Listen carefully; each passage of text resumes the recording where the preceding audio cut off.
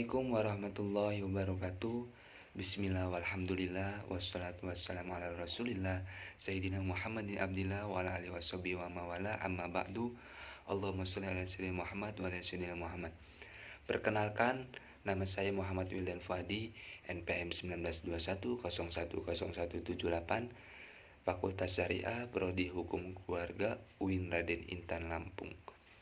Di sini saya akan menjelaskan kembali tentang materi mata kuliah Hukum Perdata Internasional dengan syarat untuk UAS saya pribadi dengan dosen pengampu Bapak Idrus Al-Ghifari SHMH. Baik, saya akan menjelaskan saja tentang materi-materi perkuliahan Hukum Perdata Internasional. Yang pertama itu 1. Pengertian hukum antar hukum. Hukum perdata internasional disepakati adalah ilmu yang sulit tidak gampang untuk memahaminya. Hal ini antara lain disebabkan dari istilahnya para penulis tidak sepakat yang menimbulkan perbedaan paham. Antara lain, perdata berarti menyangkut masalah orang perorangan. Tetapi mengapa internasional yang berarti antara bangsa?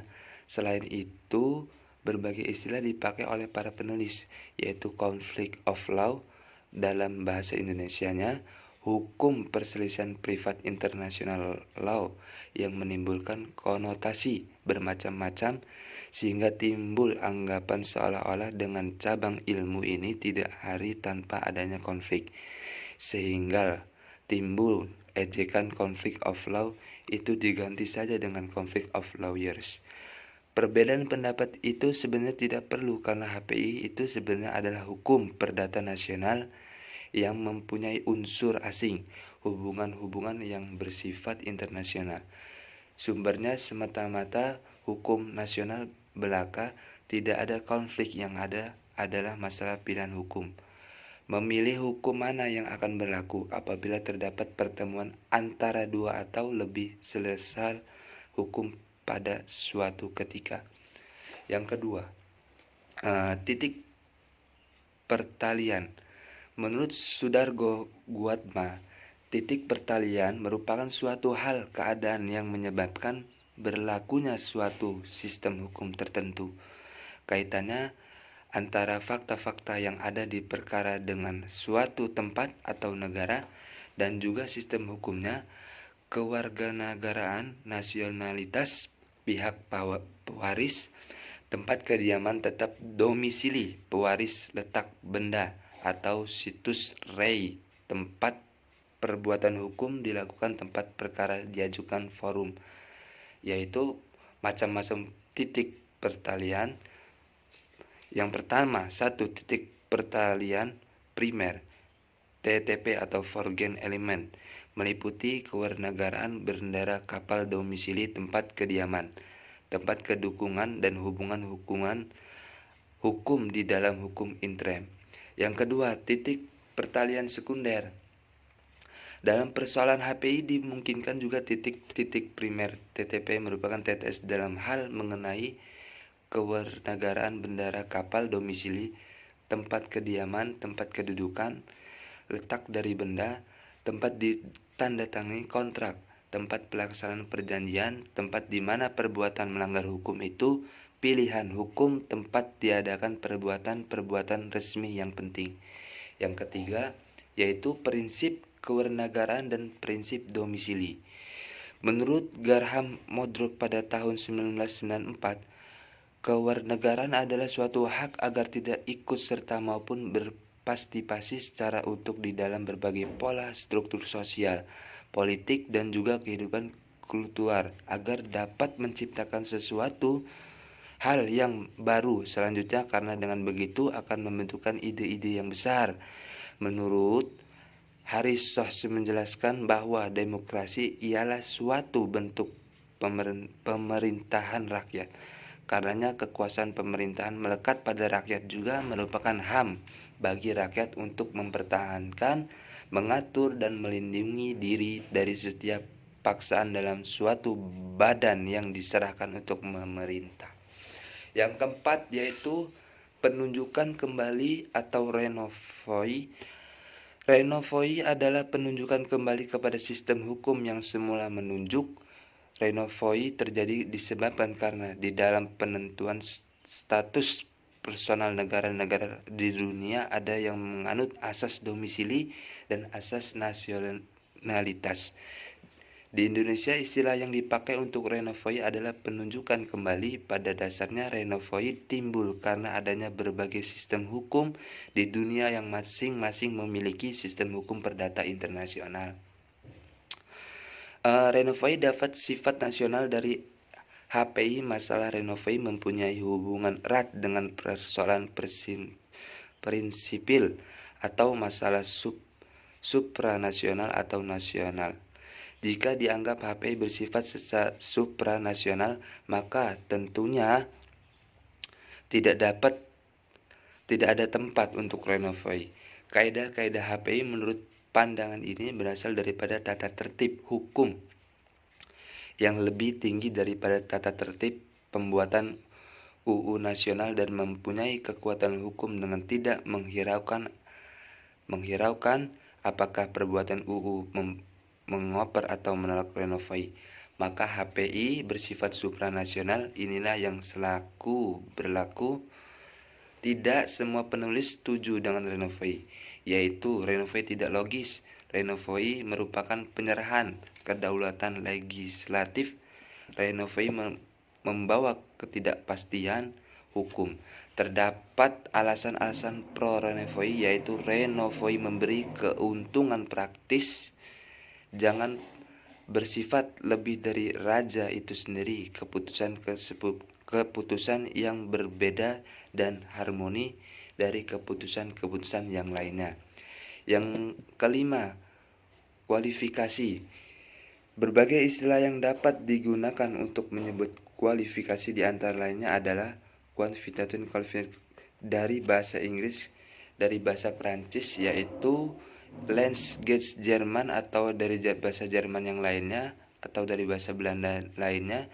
Di dalam HPI, kualifikasi ada 5 macam, yaitu kualifikasi Lek-4, kualifikasi Lexicus, kualifikasi bertahap, yaitu terdiri dari 2, yaitu kualifikasi otonom forum menggunakan metode perbandingan hukum.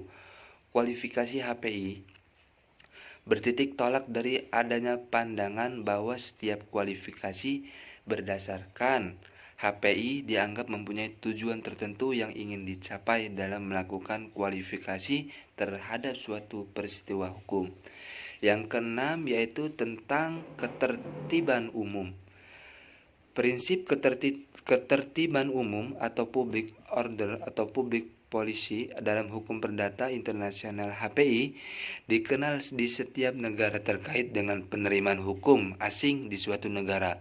Walaupun prinsip ini diatur dengan konsep yang berbeda-beda, suatu negara ketika berhadapan dengan hendak menerapkan suatu hukum asing akan dilihat apakah hukum asing tersebut bertentangan dengan ketertiban umum atau tidak.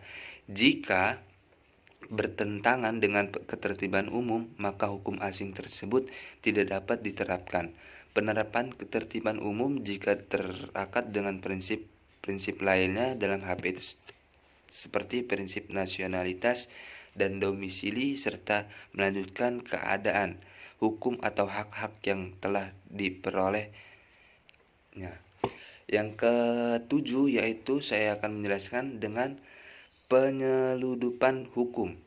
Penyeludupan hukum adalah suatu perbuatan yang bertujuan untuk menghindarkan atau menghindari berlakunya hukum nasional sehingga yang bersangkutan memperoleh suatu keuntungan tentu sesuai dengan keinginannya. Sebab baginya berlaku hukum asing. Istilah penyeludupan hukum lainnya ialah dapat juga diartikan bahwa suatu perbuatan yang dilakukan di suatu negara asing dan diakui sah di negara asing itu akan dapat dilibatkan oleh negara forum atau tidak diakui oleh forum bila perbuatan itu dilaksanakan di negara asing yang bersangkutan dengan tujuan untuk menghindarkan diri dari aturan Lek-4 yang akan melarang perbuatan semacam itu dilaksanakan di wajahnya forum. Ketertiban umum dan penyeludupan hukum mempunyai hubungan yang erat. Kedua-keduanya ini berterjun agar supaya hukum nasional dipakai dengan menyimpulkan hukum asing. Hukum asing dinyatakan tidak berlaku jika dipandang sebagai penyeludupan hukum. Kedua-keduanya hendak mempertahankan hukum nasional terhadap kaidah-kaidah hukum asing. Penyeludupan hukum justru bertentangan dengan hak-hak yang telah diperoleh karena pada penyeludupan hukum kaidah-kaidah asing disampaikan dan hukum nasional dipergunakan. Yang ke-8, saya akan menjelaskan pilihan hukum dalam HPI. Penyelesaian sengketa kontrak internasional melalui pengadilan seringkali menimbulkan ketidakpuasan bagi pihak yang dikalah sebab hakim dalam pengadilan harus menentukan lex causa, hukum yang seharusnya berlaku terhadap dahulu, dan terkadang lex causa-nya tidak begitu familiar bagi hakim atau bagi salah satu pihaknya. Belum lagi ada faktor-faktor non-judiris yang banyak mempengaruhi peradilan sehingga kondisi tersebut bisa menghasilkan putusan yang kurang memuaskan. Salah satu solusi untuk mengatasi hal tersebut, para pihak dapat membuat pilihan hukumnya atau pilihan forumnya, sehingga diharapkan dapat memperoleh keputusan dalam penyelesaian sengketa yang timbul dalam kontrak perdata internasional yang memuaskan. Pihak hukum adalah hukum yang dipilih oleh para pihak dalam kontrak sebagai alat untuk menginterpretasikan kontrak tersebut dalam untuk menyelesaikan jika terjadi sengketa. Fungsi pilihan hukum dalam sebuah kontrak internasional antara lain menjamin keputusan hukum dalam penyelesaian sengketa sebagai antisipasi para pihak jika terjadi sengketa dan diharapkan mewujudkan keadilan dalam penyelesaian sengketa dalam kontrak. Yang ke-9, saya akan menjelaskan tentang hak-hak yang telah diperoleh. Dalam bidang HPI, istilah hak-hak yang diperoleh ini dipakai untuk mengedepankan bahwa perubahan dari fakta-fakta tidak akan mempengaruhi berlakunya hukum yang semula dipakai. Hak-hak yang telah diperoleh menuntut ketentuan hukum negara asing diakui akan seperlunya dilaksanakan oleh hakim Inggris sebagai hak-hak yang tidak bertentangan dengan konstitusi publik polis Inggris. Ajaran hak-hak yang telah diperoleh justru menghendaki kebaikannya, bahkan hukum asing yang dikesampingkan, tetapi justru hukum asing inilah yang diakui dan dipergunakan. Prinsip hak-hak yang diperoleh dapat dipergunakan untuk dalam ketentuan pasal 16 AB, pasal 3 AB yang menganut prinsip nasionalitas. Menurut Widro Prokdorojo dapat dilihat adanya unsur-unsur pelanjutan keadaan, seolah-olah prinsip pelanjutan keadaan hukum atau penghormatan terhadap hak-hak yang telah diperoleh termasuk pula dalam peraturan tertulis yang berlaku di Indonesia. Satu dan lain karena dalam pasal 16 AB ini dipergunakan kata dari peraturan-peraturan mengenai status dan wewenang warga negara Indonesia yang berada di luar negeri. Dan juga pasal 17 AB yang menganut asas lex restes pada pokoknya berdasarkan pula atas prinsip kelanjutan keadaan hukum. Yang ke-10, saya akan menjelaskan tentang persoalan dalam penyesuaian. Persoalan pendahuluan dalam HPI adalah suatu persoalan atau masalah HPI dalam sebuah perkara yang harus dipecahkan terhadap dahulu sebelum putusan terhadap masalah HPI yang menjadi pokok perkara dalam ditetapkan oleh hakim Profesor Case dalam buku privat internasional law-nya.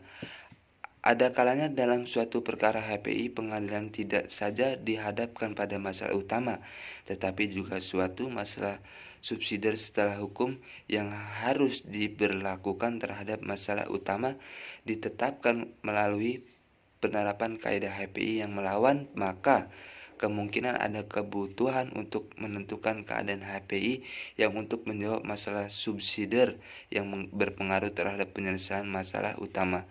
Untuk menentukan apakah dalam sebuah perkara HPI terdapat persoalan pendahuluan atau dalam kurung indicial question, maka dipenuhi 3 persyaratan aikus yang dihadapi dalam perkara yang merupakan masalah HPI yang berdasarkan kaidah HPI forum yang harus didukung pada hukum asing. Dalam perkara yang sama, dapat subset isu yang mengandung unsur asing yang sebenarnya dapat timbul sebagai masalah HPI yang terpisah dan diselesaikan melalui penggunaan kaidah HPI lain secara independen. Kaidah HPI untuk menentukan like cause sebagai subset cause akan menghasilkan kesimpulan yang berbeda dari kesimpulan yang akan dihasilkan seandainya like cause dari main cause yang digunakan. Yang ke-11, saya menyelesaikan atau menjelaskan tentang penyesuaian. Penyesuaian adalah suatu kegiatan yang meliputi suatu pengertian hukum asing dalam pengertian hukum terminologi hukum sendiri. Penyesuaian itu meliputi transposition atau substitute adapun dan berdasarkan ketentuan peraturan.